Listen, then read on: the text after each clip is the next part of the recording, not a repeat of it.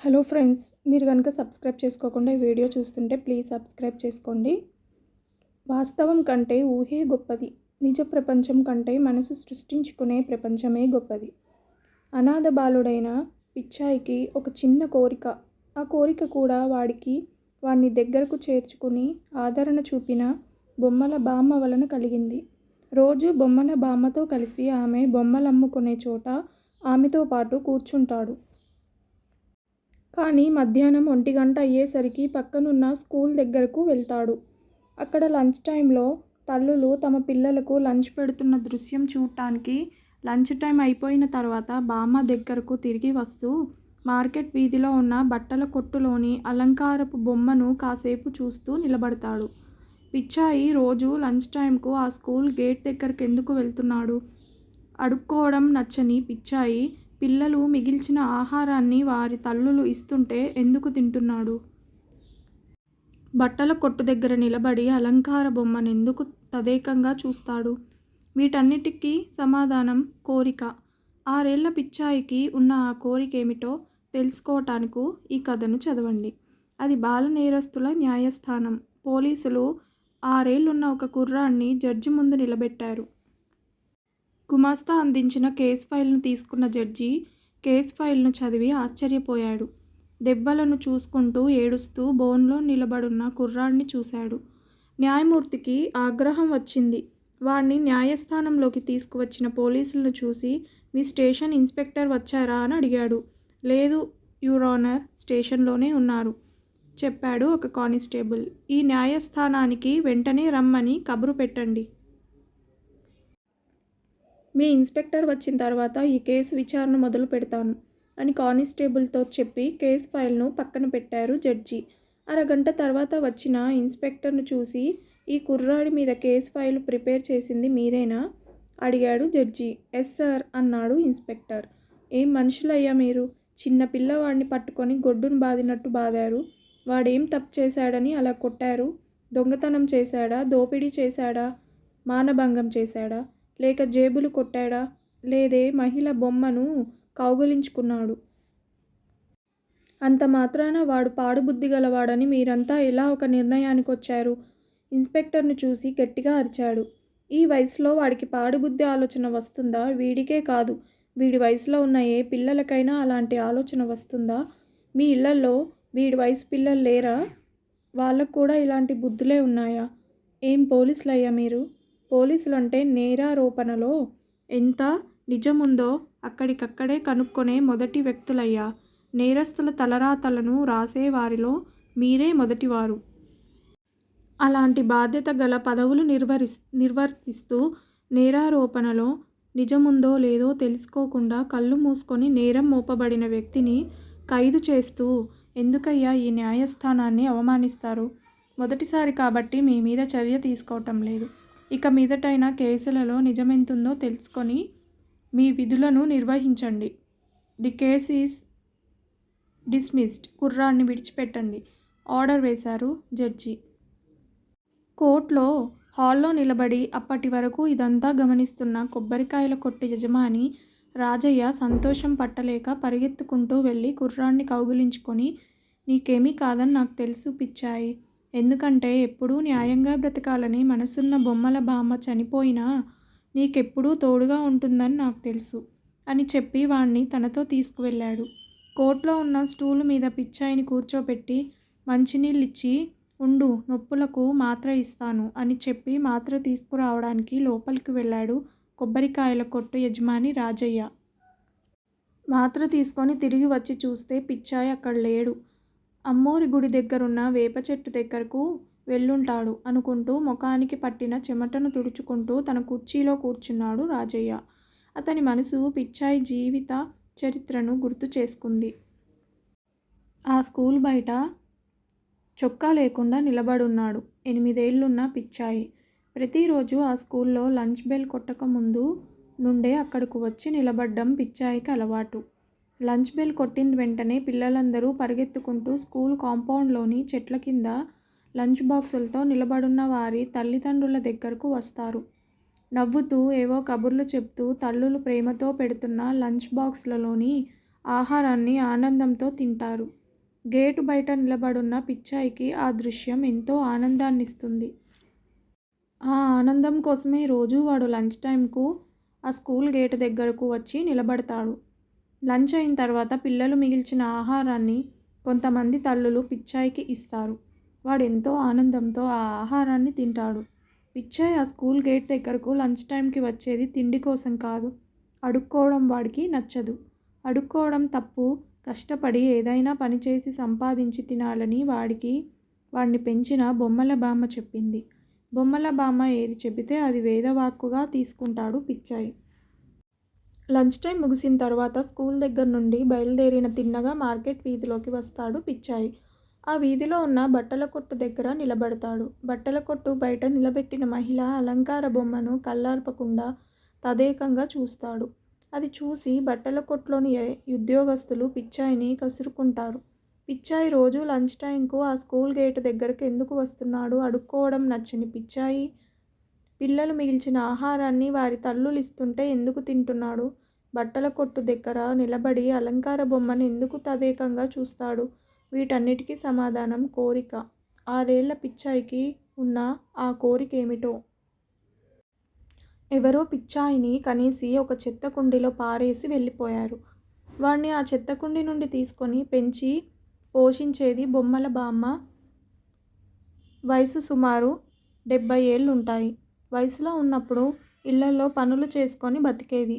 వయసు మళ్ళిన తర్వాత శరీరం సహకరించకపోవటంతో బొమ్మలమ్ముకొని కాలం వెళ్ళబుచ్చుతోంది. అందుకని ఆమెను అందరూ బొమ్మల బామ్మ అని పిలిచేవారు. బొమ్మలమ్మిన డబ్బుతోనే తాను తింటూ పిచ్చాయిని కూడా పోషించేది బొమ్మల బామ్మ. బొమ్మల బామ్మకు ఇల్లు లేదు. అమ్మూరి గుడి బయట ఉన్న వేప చెట్టు నీడే ఆమెకు ఇల్లు. అక్కడే పిచ్చాయిని పెట్టుకొని నిద్రపోయేది. వర్షం వచ్చినప్పుడు మాత్రం గుడి బయట ఉన్న వరండాలో తలదాచుకునేది. బొమ్మల బామ్మే వాడికి పిచ్చాయి అని పేరు పెట్టింది. ఆ పేరు ఎందుకు పెట్టిందో బొమ్మల బామ్మకు మాత్రమే తెలుసు. వాడు పసిగుడ్డుగా ఉన్నప్పటి నుండి వాడిని తనతో పాటు తానెక్కడికి వెళ్తే వాడిని అక్కడకు తీసుకువెళ్ళేది. వాడు పెరిగి పెద్దవాడవుతున్నాడు. బొమ్మల బామ్మకు అవి ఇవి అందివ్వటంలో సహాయపడుతూ ఉండేవాడు. పాత గుడ్డలు అమ్మే రాజమ్మ దగ్గర అప్పుడప్పుడు పిచ్చాయికి గుడ్డలు కొనేది. అవే వాడికి కొత్త బట్టలు. ఎందుకనో పిచ్చాయికి చొక్కా వేసుకోవటం ఇష్టం లేదు. బొమ్మల బామ్మ చొక్కా కొన్నా దాన్ని వేసుకునేవాడు కాదు. వేప చెట్టు కింద దాచేవాడు. బొమ్మల బామ్మ పిచ్చాయిని చొక్కా లేకుండానే ఎక్కువ రోజులు పెంచింది. బహుశా అలా పెరిగినందువలనో ఏమో వాడికి చొక్కా వేసుకునే అలవాటు రాలేదు. పిచ్చాయికి 5 ఏళ్ల వయసు వచ్చేటప్పటికి వాడికి మాటలు బాగా వచ్చాయి. కానీ ఎందుకనో ఎక్కువగా మాట్లాడేవాడు కాదు. ఒకరోజు ఎండ ఎక్కువగా ఉన్నందువలన బొమ్మల బామ్మ పిచ్చాయిని తనతో తీసుకువెళ్ళలేదు. గుడి పక్కనున్న కొబ్బరికాయల కొట్టు యజమాని రాజయ్యకు పిచ్చాయిని చూసుకోమని చెప్పి వెళ్ళింది. బొమ్మల బామ్మ తిరిగి వచ్చేటప్పుడు పిచ్చాయి గుడి ముందు నిలబడి అడుక్కుంటున్నాడు. గబగబా వాడి వైపుకు వెళ్ళి వాడిని లాక్కొని చెట్టు కిందకు వచ్చింది. చూడయ్యా, అడుక్కొని డబ్బు సంపాదించుకోకూడదు. కష్టపడి పనిచేసి డబ్బు సంపాదించుకొని ఆ డబ్బుతోనే తినాలి అన్నది. అదెలా అని అమాయకంగా అడిగాడు పిచ్చాయి. ఎవరికైనా పని చేసి పెట్టి వాళ్ళిచ్చే డబ్బు తీసుకోవచ్చు. అదెలా అని మళ్ళీ అమాయకంగా అడిగాడు పిచ్చాయి. రేపు చూపిస్తా అని బామ్మ చెప్పటంతో రేపు ఎప్పుడొస్తుందా అన్న ఎదురుచూపుతో నిద్రలోకి జారుకున్నాడు పిచ్చాయి. మరుసటి రోజు ఉదయం బొమ్మల బామ్మ తన పని మీద వెళ్తూ గుడి పక్కనున్న కొబ్బరికాయల కొట్టు యజమాని రాజయ్యతో వీడిని ఊరక కూర్చోపెట్టుకోకు, చిన్న చిన్న పనులు చేయించు, నీకు తోచింది వాడి చేతిలో పెట్టు అని చెప్పి వెళ్ళిపోయింది. చాలాసేపు పనిలేక కూర్చున్న పిచ్చాయికి పని చెప్పాడు కొట్టు యజమాని. 4 కొబ్బరికాయలను ఒక సంచిలో వేసి, ఇదిగో పిచ్చాయి, ఈ సంచి తీసుకెళ్ళి పక్క వీధి మొదట్లో ఉన్న హోటల్లో ఇచ్చిరా అన్నాడు. అలాగే అంటూ యజమానిచ్చిన సంచిని చేతిలోకి తీసుకున్నాడు. మోయలేక కింద పెట్టాడు. అప్పుడు కొట్టు యజమాని సంచిని పిచ్చాయి నెత్తిమీద పెట్టి, ఇప్పుడు వెళ్ళు అన్నాడు. పిచ్చాయి తిరిగి వచ్చిన తర్వాత వాడి చేతిలో రూపాయి బిళ్ళ ఉంచాడు. పిచ్చాయి ఆనందానికి అవధుల్లేవు. బొమ్మల బామ్మ ఎప్పుడు తిరిగి వస్తుందా అని ఎదురు చూశాడు. బొమ్మల బామ్మ రానే వచ్చింది. ఒక్క పరుగున బామ్మ ముందుకు వెళ్ళి, బామ్మ ఇదిగో ₹1 సంపాదించాను అంటూ ఆనందంతో ఆ రూపాయి ఎలా వచ్చిందో చెబుతూ రూపాయిను బామ్మ చేతిలో ఉంచాడు. చూసావా, కష్టపడి పనిచేస్తే సంపాదించింది రూపాయి అయినా సంతోషం ఎలా పొంగుకు వస్తుందో. ఇక మీదట డబ్బును అలానే సంపాదించాలి అంటూ, ఇదిగో ఈ రూపాయిని నువ్వే దాచుకో. ఆకలేసినప్పుడు ఏదైనా కొనుక్కు తిను, బిచ్చం ఎత్తుకోకూడదు సరేనా అన్నది. అలాగే బామ్మ అంటూ తన రూపాయిని తన మూటలో దాచుకొని బామ్మ దగ్గరికి వచ్చి కూర్చున్నాడు. బామ్మ పేపర్లో చుట్టుకొచ్చిన రొట్టెను వాడి ముందు ఉంచి తిను అన్నది. తింటా గాని మా అమ్మ ఎక్కడుందో చెప్పు బామ్మ అని అడిగాడు. ముందు తిను అన్నది బామ్మ. నేను తినను, మా అమ్మ ఎక్కడా అని ఎప్పుడు అడిగినా తర్వాత చెబుతానంటావు, నన్ను ఏమార్చి వెళ్ళిపోతావు. ఈరోజు చెబితే గాని తినను మొండికేశాడు పిచ్చాయ్. చెప్పక తప్పలేదు బామ్మకు. నిన్ను కని నా దగ్గర ఇచ్చేసి మీ అమ్మ శిలగా అయిపోయిందిరా. నోటికొచ్చింది చెప్పింది. అమ్మ శిల ఎక్కడుంది బామ్మ అమాయకంగా అడిగాడు పిచ్చాయ్. బొమ్మల బామ్మకు ఏం చెప్పాలో తోచక, మార్కెట్ వీధిలో బట్టల కొట్టుందే, ఆ బట్టల కొట్టు ముందు నిలబడుంటుంది చూడు ఒక బొమ్మ, ఆమె నీ తల్లి అని చెప్పి ఆ పూటకు హమ్మయ్య అనుకుంది. వాణ్ణి సమాధానపరచాలని అప్పుడు బామ్మ చెప్పిన అబద్ధాన్ని వాడు నిజమని నమ్మాడు. వాస్తవం కంటే ఊహే గొప్పది. నిజ ప్రపంచం కంటే మనసు సృష్టించుకునే ప్రపంచమే గొప్పది. అంతే. పిచ్చాయి గబగబా పరిగెత్తుకుంటూ వెళ్ళి ఆ బట్టల కొట్టు ముందున్న బొమ్మ దగ్గర నిలబడ్డాడు. తదేకంగా ఆ బొమ్మను చూశాడు. అమ్మా, ఎందుకమ్మా నన్ను వదిలేసి వెళ్ళిపోయావు? నేను నల్లగా అసహ్యంగా ఉన్నానని నీకు నచ్చలేదా? అమ్మా, నన్ను గట్టిగా ఒకసారి కౌగిలించుకోవా, నాకొక ముద్దు పెట్టవా అని బొమ్మ దగ్గర తన ఆశను వెలిబుచ్చాడు. అది చూసిన బట్టల కొట్టు యజమాని, రేయ్ అక్కడి నుంచి వెళ్ళు, కస్టమర్లు వచ్చే వేళ అయింది అని అరిచాడు. పిచ్చాయి అక్కడి నుంచి వెనక్కి తిరిగి నెమ్మదిగా నడుచుకుంటూ వేప చెట్టు కింద కూర్చున్నాడు. నిద్రపోతున్న బొమ్మల బామ్మ పక్కన కూర్చున్నాడు. బొమ్మల బామ్మ చనిపోయింది. కొబ్బరికాయల కొట్టు యజమాని రాజయ్య పిచ్చాయిని తన దగ్గర ఉంచుకున్నాడు. మధ్యాహ్నం పూట, రాత్రిపూట వేప చెట్టు కిందకు వెళ్తాడు పిచ్చాయి. ఇప్పుడు బామ్మ మూట కూడా వాడి ఆస్తి అయింది. ఒకరోజు పిచ్చాయి కొట్టు యజమానిని అడిగాడు, నిజమైన అమ్మలు ఎక్కడుంటారు అని. దానికి యజమాని, మార్కెట్ పక్కనున్న స్కూల్కు 12ంటికి వెళ్ళు, బోలెడు మంది అమ్మలు కనబడతారు అన్నాడు. ఆ రోజు నుండి రోజు మధ్యాహ్నం 12 గంటల్లోపే ఆ స్కూల్ దగ్గరకు వెళ్ళటం, అక్కడ లంచ్ టైంకు పిల్లల తల్లులు తమ పిల్లలకు లంచ్ పెడుతుంటే చూసి ఆనందపడటం, లంచ్ బాక్స్లలో మిగిలిపోయిన లంచ్ను తల్లులు పిచ్చాయికి ఇస్తే అది తన తల్లే ఇచ్చిందని సంతోషపడ్డం పిచ్చాయికి రొటీన్ అయిపోయింది. అదేలాగా రోజుకొకసారైనా బట్టల కొట్టు ముందున్న బొమ్మ దగ్గరకు వెళ్ళటం, బొమ్మ దగ్గర తన ఆశను మొరపెట్టుకోవటం వాడికొక లక్ష్యంగా మారింది. ఆ రోజు కూడా రోజులాగానే స్కూల్ గేటు బయట నిలబడి స్కూల్ పిల్లల తల్లులను చూసి ఆనందపడ్డాడు పిచ్చాయ్. కానీ ఎందుకనో ఆ రోజు లంచ్ అవర్ పూర్తి కాకుండానే తిరిగి వచ్చేశాడు. కోరుకున్నది మనసులో ఎంత స్పష్టంగా ముద్ర వేసుకుంటుందో అంతే త్వరగా అది వాస్తవానికి దారి తీస్తుందంటారు. అదే జరిగింది. స్కూల్ నుండి బయలుదేరిన పిచ్చాయి నేరుగా బట్టల కొట్టుకు వచ్చాడు. బట్టల కొట్టు గుమ్మంలో పెట్టిన బొమ్మను పైకి కిందకు ఒకసారి చూశాడు. బొమ్మను చూసి ఎన్నిసార్లు అడిగినా, నువ్వు నన్నెందుకు కౌగిలించుకోవటం లేదమ్మా, ఎందుకు ముద్దు పెట్టుకోవటం లేదమ్మా, ఆ స్కూల్లో పిల్లలను చూడు, వాళ్ళ అమ్మలు వాళ్ళకి ముద్దులు పెడుతున్నారు, నువ్వు కౌగిలించుకోకపోతే నేను నిన్ను కౌగిలించుకుంటా అంటూ ఆ బొమ్మను గట్టిగా కౌగిలించుకున్నాడు. బట్టల కొట్టు యజమాని, ఉద్యోగస్తులు అది చూశారు.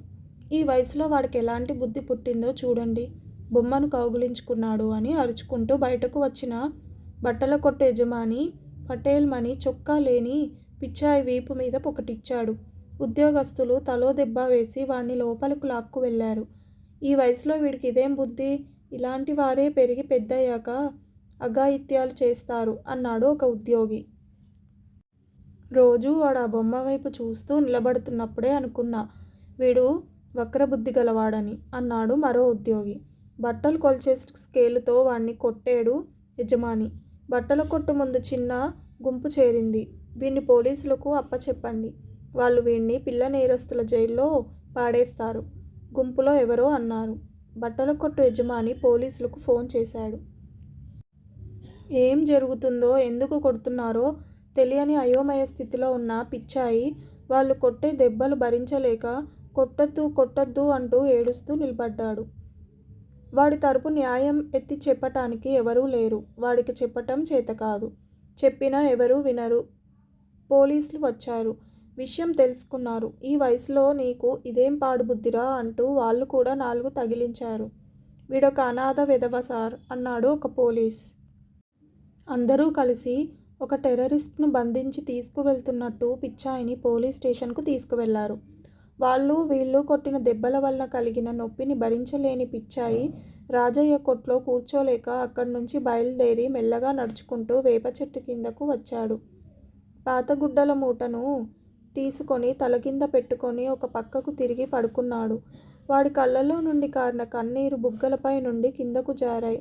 ఆ కన్నీరు దెబ్బల నొప్పి వలన వచ్చినవా, లేక అమ్మ అనుకొని ఆ బొమ్మను కౌగిలించుకున్నాడే తన కోరిక తీరిందని ఆనందంలో వచ్చిన ఆనంద బాష్పాలా తెలియటం లేదు. విన్నారు కదా ఫ్రెండ్స్. ఈ కథ కనుక మీకు నచ్చితే ప్లీజ్ సబ్స్క్రైబ్ చేయండి, అలాగే లైక్ చేయడం మర్చిపోకండి. Thank you so much for watching this video.